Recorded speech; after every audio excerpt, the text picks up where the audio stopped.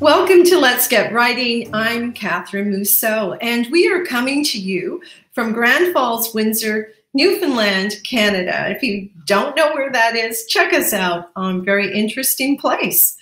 Now, Let's Get Writing is a show all about writing that I started because I'm passionate about writing as a writer, and I want to find out other people's writing journeys, and I want to know about publishers, anything in the world of writing. So if you fit into that world and think that an interview might be of interest to you, well, reach out to me.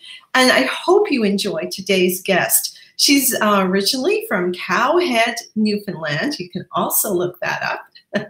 Her name is Jessica Mitten, and she's currently living in Moncton, New Brunswick. But Jessica is a culinary nutrition expert and an award-winning certified holistic nutritional consultant. That's a lot to say, but she also has a lot to tell us. She's been featured across many publications and media channels, and she's an author of the hit cookbook, Some Good, which was shortlisted for a Taste Canada Award. And her newest release is coming out this week, and this week is September 2020. And Some Good, Sweet Treats. So I'm going to welcome Jessica to the show, and that will just take a moment here and show her and say hello, Jessica. Should be there. Hi, how are you? Good. How are you, Catherine? Not too bad, thank you.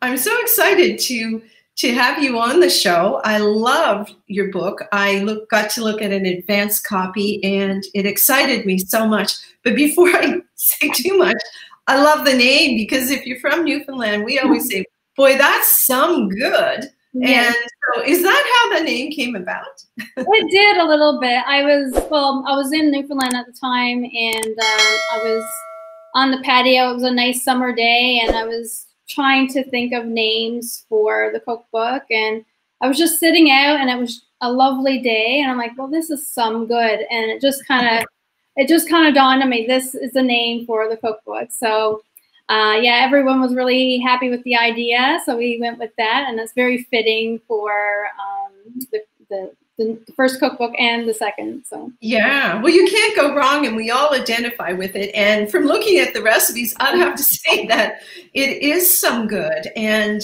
good in two ways, really, Jessica. Yeah. Because when I introduced you and I mentioned that you're a nutritionist and you are concerned with health and so on, and you've even graduated from the Canadian School of Natural Nutrition. Did I get that right? That's right. Yeah. Okay. So it's some good on both levels. It tastes great, but it's also healthy for the body. So I want to throw that at you. Can you talk a little bit about your journey to writing cookbooks and regarding health? Yeah, of course. So I actually used to work in banking before finding nutrition. And while I was there, I started developing some health concerns and wasn't really getting any answers from doctors.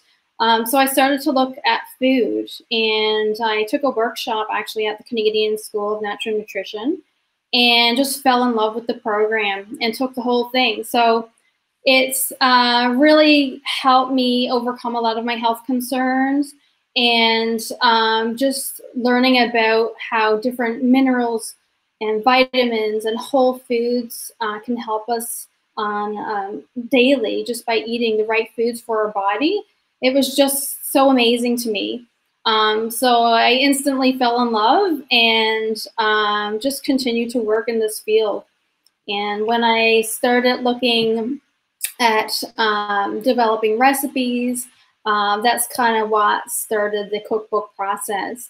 Because there was lots of recipes that I was used to making, but they weren't all that healthy in my old eating habits, and I wanted something that I could enjoy, that had that delicious tastiness, but also was very nutritious and could feed our bodies with the nutrients that we needed.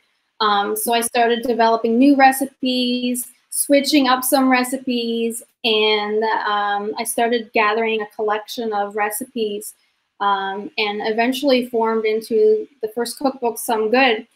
So yeah, it just kind of happened out of a personal interest, but I noticed a lot of people were also researching and trying to find healthy alternatives that they could include in their life. Yeah.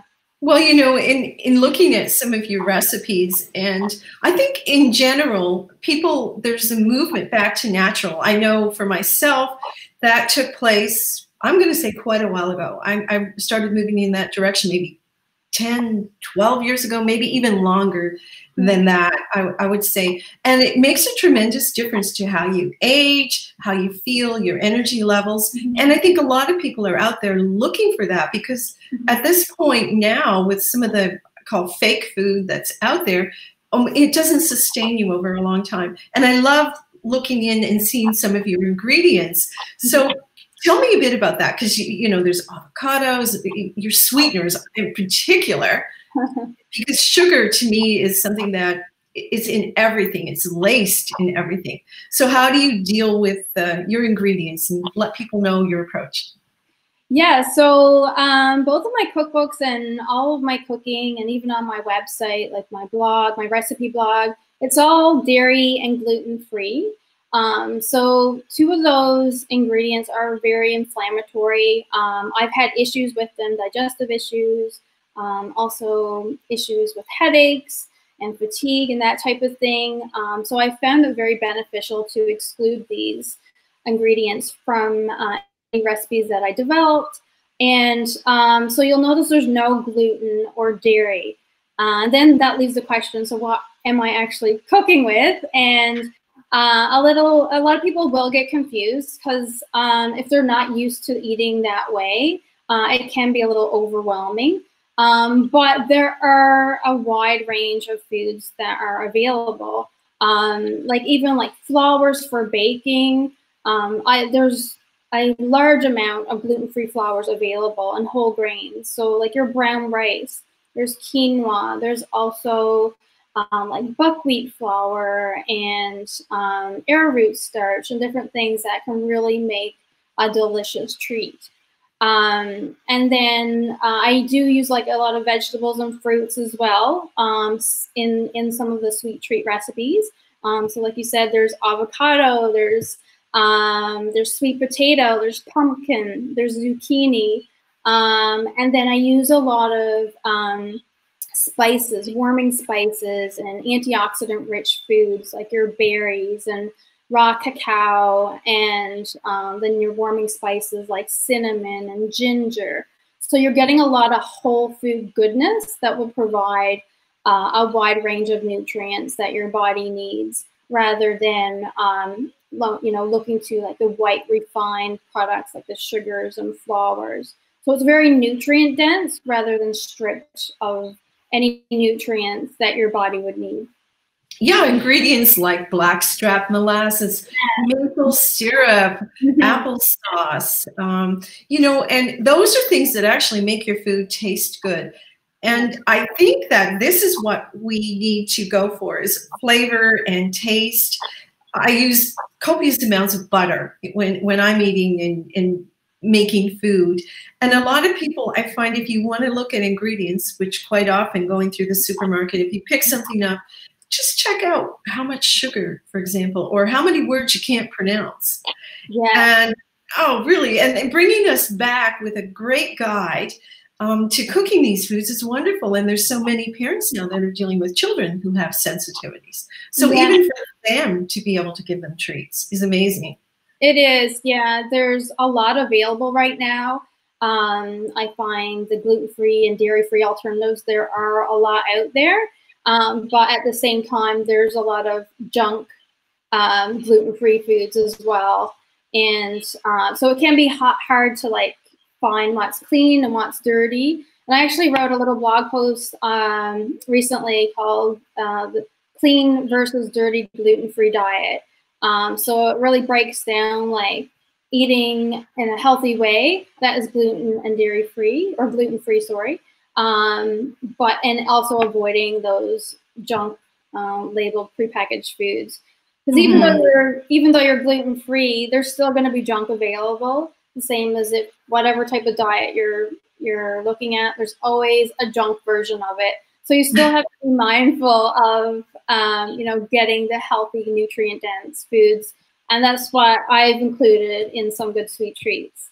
Yeah, and it's true, because I've gone and I've looked at foods that I'm not particularly gluten sensitive, but sometimes I choose it as an option. I've noticed high sugar amounts in some of the commercially produced gluten-free foods. And, you know, if we're not checking this, if we're not thinking about it, it's just not necessarily what you think you're buying. And another great word that gets thrown out there is natural. And natural means a lot of things, not always that it's good. So you have to dig a little deeper. But the nice thing, or you get your cookbook, and a lot of the work is done.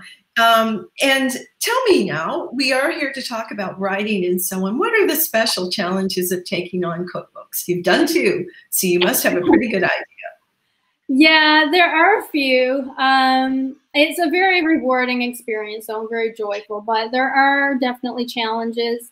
You know, a lot of it I find is testing and trying to create that recipe from scratch, making sure everything is working out with texture and taste, and just trying to get that right consistency. So I find even with gluten, I haven't really done much baking with gluten-filled flours, but I do know when you're looking at gluten-free, combining flours is definitely a must because it gives a better texture than just using one. So trying to find the right flours to combine together to create that good cookie or muffin, it can be challenging. And then I sometimes, so what I do in the process is really look to ingredients, look to flavors that I want to include, look at texture that I want to include. I also will get inspired from old recipes that I used to eat as a kid. And that can also be challenging because you're used to cooking a certain way with a certain flour, but once you switch to gluten-free, it can be challenging because the flours don't act the same. So it's really important to you know, find the right binders, that type of thing. There's definitely a lot of flops, but when you get that less successful recipe, you're very excited, and we're overjoyed. My husband is my guinea pig, and he tests a lot of recipes, so he don't mind tasting the flops. He used to say he loved to taste the burn when I started cooking, but I've since improved. So yeah, the process of trying to get that recipe can be quite challenging because there's a lot of trial and error. And yeah, and then there's the research as well that goes into it. So I usually, like in my cookbooks, I have a little intro section talking about the different flours, you know, dairy alternatives, that type of thing that can be used. And there's research that goes into that, making sure you're backing up what you're saying. So, you know, making sure you're getting credible resources and accurate information for the consumer. So that's all part of it as well. So you make sure you have a good product that people will enjoy. Well, I was thinking that the cookbook itself is probably just the tip of the iceberg, as you would say. And I guess your husband has a really hard job going through and checking out all your recipes and thumbs up, thumbs down. Yeah, he's very honest, which I like. So he'll tell me the truth, and it's a great way for me to get good feedback from him. Because he's so honest, and I appreciate that. So yeah. Well, we'll have to get him on the show sometime because you've told me he's a writer as well. He's into the sci-fi. Yeah. He is. Yeah, he has some very interesting work. He's very, very talented, and how he creates these universes in another world amazes me. So you'll definitely have to speak with him for sure. I'll look forward to that. And I've got to go back to your point about the flour, because if people are listening, that's such a great tip. I've experimented with like coconut flours and rice flours, but not knowing to mix them. And so if I just worked with one flour, what I would cook would just crumble, really. And so that's why I'm so happy to have your cookbook as a guide to help me through those things. And also a very delicious looking guide. So I want to get into a little bit about how do you get those photos, and tell me what happened there. Was it you?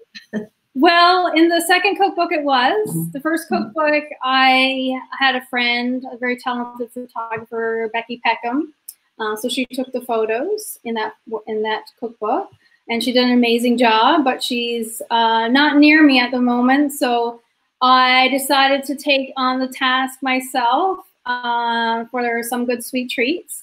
I've always had an interest in photography, and my father gifted me with a macro lens, so it worked out quite well that I could use that for my photos. And I did a little bit of research, took some mini courses, and taught myself. And I haven't seen the cookbook in its hard form yet, in the hard copy yet, but I do hope they work out well and present well in the cookbook. I think they look pretty good. Like the digital format looks pretty decent, so my husband says. So yeah, it was quite a challenge. I did have to learn some skills, but like I said, I do have that interest in photography, and it's just nice to put all my energy in every aspect of the cookbook together and see it all come to life. So.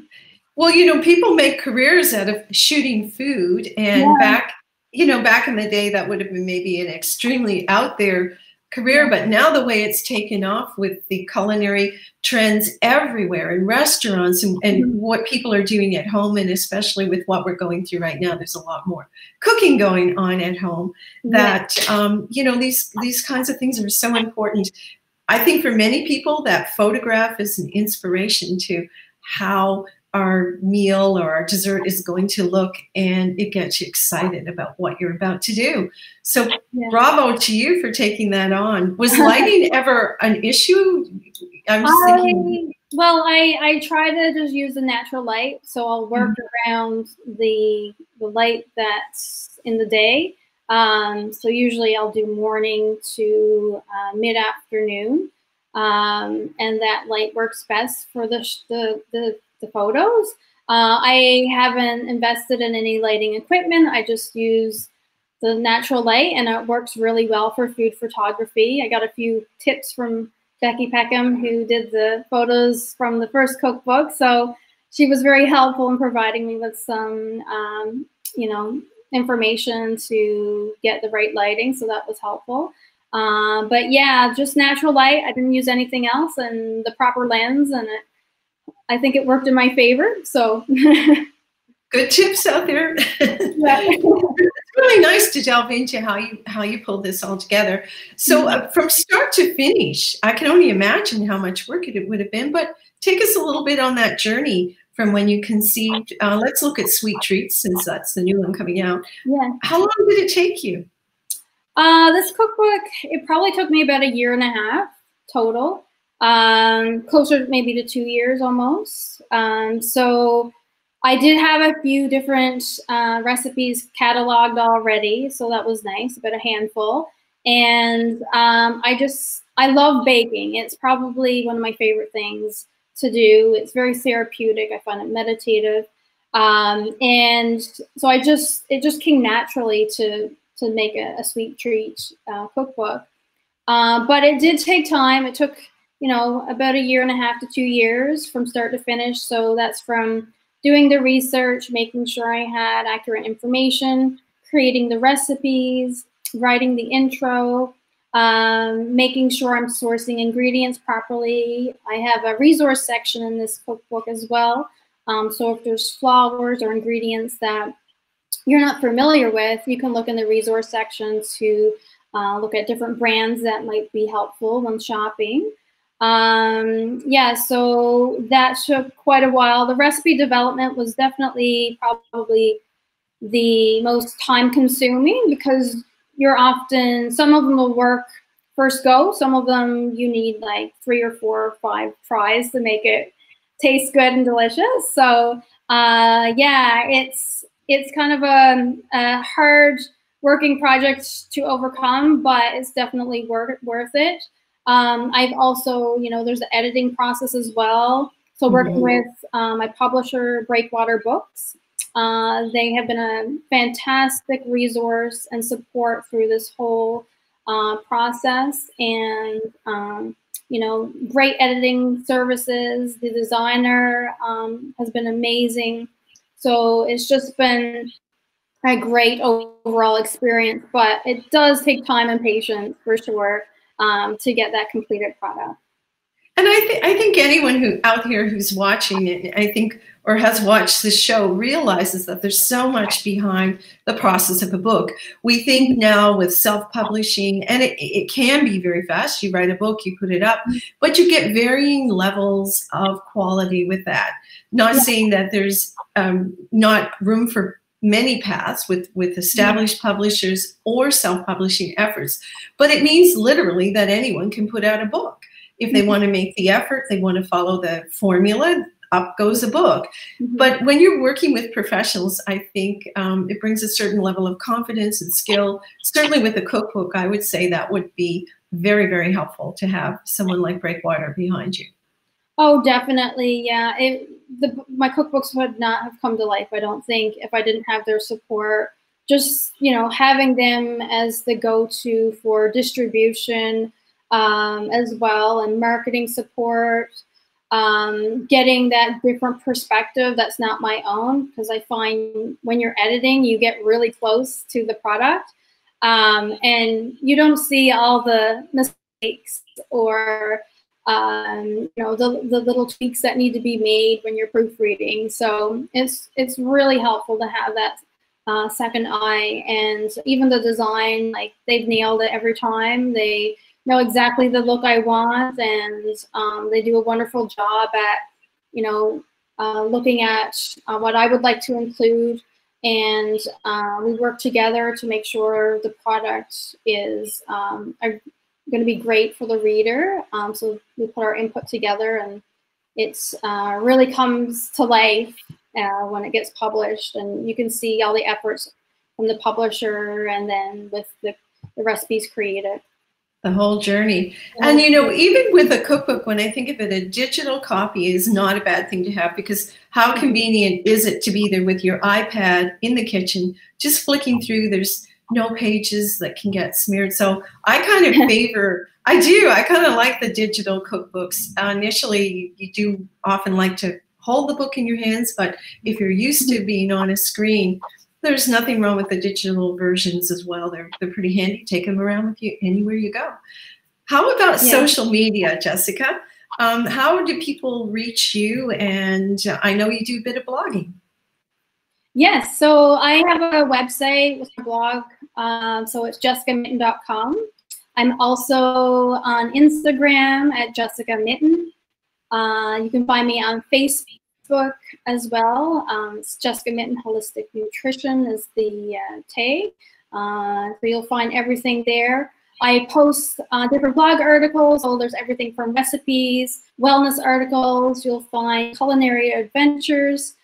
So I have a few adventures on there from my travels. Everything's always surrounded by food, of course. So I like to document that and help others when they're looking for healthy restaurants. And then I'll have information on my cookbooks as well. And then also there's going to be a launch for Some Good Sweet Treats soon. So it's going to be held at Sequoia Trinity in Moncton, New Brunswick at 1435 Mountain Road. And I'll be posting all kinds of information on social media. So you'll have to stay tuned for that. Check that out for sure, because there will be updates there regarding that event. Yeah. Oh, it sounds like a lot of excitement coming up. And I just want to tap in again to this nutritional path, kind of as a final thought. Did you ever expect to see yourself doing this? And what would you recommend to somebody out there who's trying to improve their health? Yeah, I actually, when I started on my nutrition journey, I never thought I'd have a cookbook. It was more to help overcome my health issues that I had at the time. And because I had that passion for it, it just kind of snowballed into this wonderful experience of creating recipes and wanting to share it and help others. So it was just kind of destined to be, really. And with Breakwater's help, it was an amazing process to bring the cookbook to life. But in the beginning, it was not something I see myself doing, but I love the experience, and I'm so happy this is the route life took me. So it's been amazing. Yeah, so for any tips for people looking to start their health journey, I recommend starting step by step and small, because it can be very overwhelming. And, you know, just look at eating whole foods to start. Stay away from the packaged foods. Stick to the outer perimeter of the store. Look at your fruits and vegetables, you know, your whole food meats or beans and legumes, whatever your dietary requirements are. You can definitely customize with the natural foods that we have access to. So yeah, keep it simple, and step by step is the way to go for sure. Wow. And check into some good cookbooks. I just want to thank you so much for the time you've taken to sit down, and wish you every success.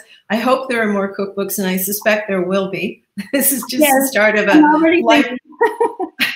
I kind of knew that without asking. I kind of thought there would be, but I think you've given some good advice. I've always personally shopped around the outside of the supermarket. A lot of that prepackaged stuff, we don't need it. Let's get into the real food, the real taste, the stuff that satisfies your palate, so you're not craving crazy things. I find that a happy body is a balanced body, and you've taken some steps to get us there. So thank you so much, and I bet you there'll be some great treats at your book launch, and I encourage everyone to check out the cookbook. And thank you.